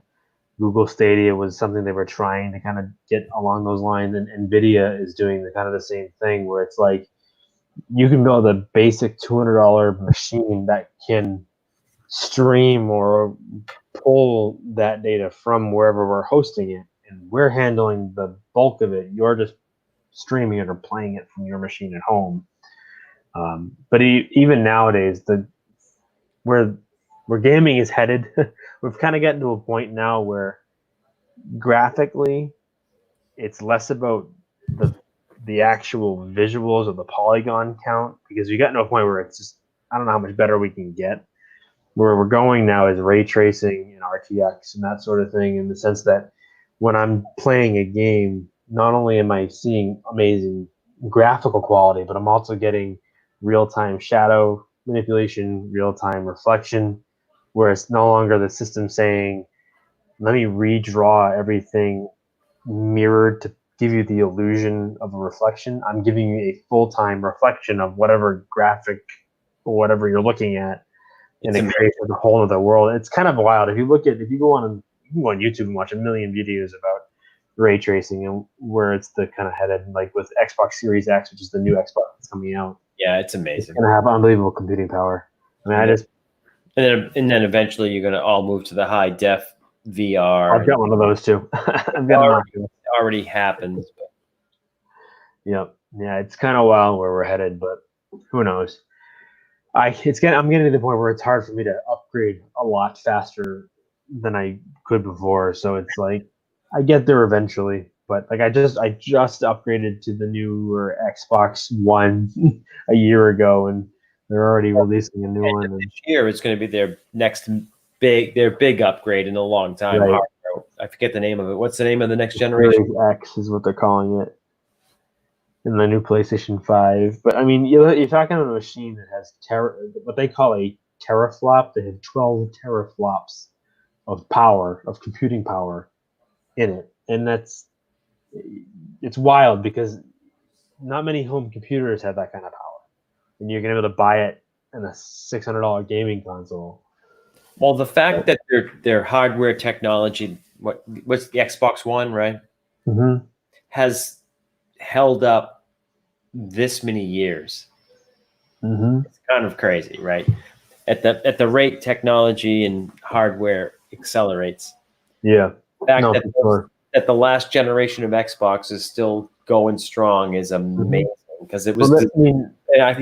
I don't know what year it was, but if you looked back on what year Xbox One was engineered, I mean, they might as well have had rotary phones if you looked at it in technology. Yeah, it was 10 years ago. I mean, to be honest with you. Right. I mean, look at a laptop or a cell phone from 10 years ago. You'd be like, it's unusable. But there's the Xbox One still going strong. Yeah. I mean, granted, I mean, product life cycles are different between certain fields, like consoles for gaming versus like a cell phone. The life cycle is different, but who knows? I mean, I know that like at one point the idea was that they were going to say like, you know, for like an Xbox or a PlayStation for a gaming console, we want to be able to, you know, much like you were saying before, we want to generate a hardware, some form of hardware that we can give to you, but we don't have to continuously upgrade it every 8 to 10 years because it's less about the hardware at that point and more about the software and how we present the software to you. Well, the hardware, if the way things are going to go with cloud computing, and the hardware is not as important because it's going to run just a thin client, which means the hardware locally, all it does is it's just geared up to refreshing the screen. Right. And everything happens remotely, and all it's doing is downloading as fast as it can, refreshing an image. It's not running the game. It's not crunching the AI. It's not crunching the frames. It's just a display mechanism. So it offloads a lot of the CPU stuff. So the new Xbox, I don't know if that's how it works or not. Maybe it's literally just worrying about graphics crunching, and the game really runs remotely. Mm-hmm. I don't know. I mean, I know. Well, a lot of what it does now, even with what we have right now, it's just a lot of it. You do download and install the software to the hardware in the storage. You have storage, right? But that might not be the way things work in the future. It's more the same paradigm as the web browser, right? Yeah, I mean, I'll display stuff that runs. Yeah. On the server.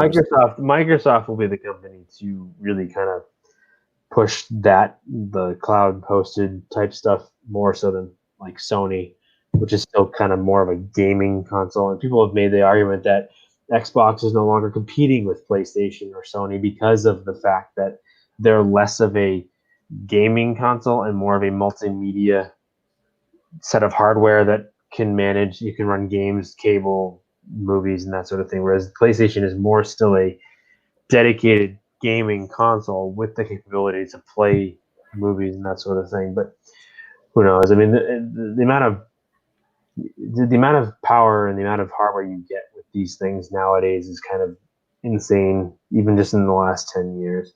But who knows? I just bought a $2,000 computer not too long ago, so I'm waiting for that to arrive. And I'm kind of wait, what? You're waiting for a computer to arrive? Yeah, I ordered a computer. You bought a new PC and I You built a bought PC it's online. not there yet. No, God, no. It's gonna take like 3 weeks to configure. But What'd you the get? idea- Is it an HP? What is it? no, I went with a custom build specifically for Is it gaming an and streaming. Alienware? What'd you get? No, it's called NZXT or NXZ NZXT. They're much like this iBuy Power, Cyber Power, that sort of thing, where you go online, you build a system out, and then order the system. I was gonna build my own, but for the amount of work that it is and trying to find parts now right now is almost impossible. Know that. That's exciting. You got a gaming rig on its way. Yeah, well, I'd like to start streaming some games too. Boring Dad Games. Keep an eye out for it. That's a good channel name. Well, So we'll see what happens. Yeah, that's good. Yeah, wow. It's funny because like in my early gaming days back in the 1930s, everything was PC games, and then it's funny as like then the consoles came about, and the kids are like, oh, PC gaming's for the old guys. Like they used to, I'd get mocked from like my son Chris, but it's now becoming PC gaming. Okay, Dad. Okay, old guy. And it's funny now because now he's got a gaming PC. No, it's a PC game. Now he's doing PC both. Like still the Xbox stuff, but he plays the PC games too. And it's like, oh, I thought PC games were for the old guys, Chris. And so to the point where like it's come full circle now, where people are back to serious gaming on PCs now. Yeah, well, you can thank obviously the streaming, the whole Twitch thing for that, and the professional gamers all play on PC. Yeah, but you can still do both. I mean, you can with the capture. I mean, the capture cards are. Yeah, I mean, I'm old enough to say that I started on PC games and he streams his Xbox games because the capture cards. But yeah, I mean, I didn't have a console game. I didn't have a console of my own until Nintendo 64 was released. We had Nintendo and stuff because of Dad, but I was always a PC gamer at heart when I was little. So big announcement! There's a gaming channel about to launch. What? Maybe a Twitch channel. I might dabble a little bit. I'm not going to be like a hardcore or right here player. Some streaming gaming right here. Yeah, might stream some. Beer and gaming. Maybe we'll see. Just gotta wait for the hardware to arrive. That's the big thing. Is waiting for the hardware. So what did you say the next week or two? Yeah, they said 3 weeks to build it and then 3 to 6 days to ship it. So we'll see. Hopefully by June. You'll be all ready for Microsoft. Oh, yeah. I've got 2020. You'll be like President Towers. I've got a sim racing rig on the way. Niagara Falls, the pyramids. Yeah, we'll see. All right. Nothing too crazy, but I mean, I'm not gonna be I don't know. Who's the big game streamer nowadays right now? I don't know. There's a few, but who knows? But otherwise, all right. Well, I have to say thank you for joining me. It was fun. 2 hours, but I guess we'll call it one beer was just all right, but the Jolly Pumpkin was really good. Really good. I'm gonna have to. I'll untap that when we're done. Yeah, we'll rate it. It's definitely at least a 4 for me. So it's high. Oh, from a 2 to a 4. Right? Well, almost a 3 to a 4. But yeah, more or less. All right. All right. Thank you for joining me. I'm sure we'll talk on the next video soon. We'll do it again tomorrow. There can't much we can do much more anyways, so what does it matter? All right. Till the next time. Yeah. See you next time. All right. Cheers. Cheers.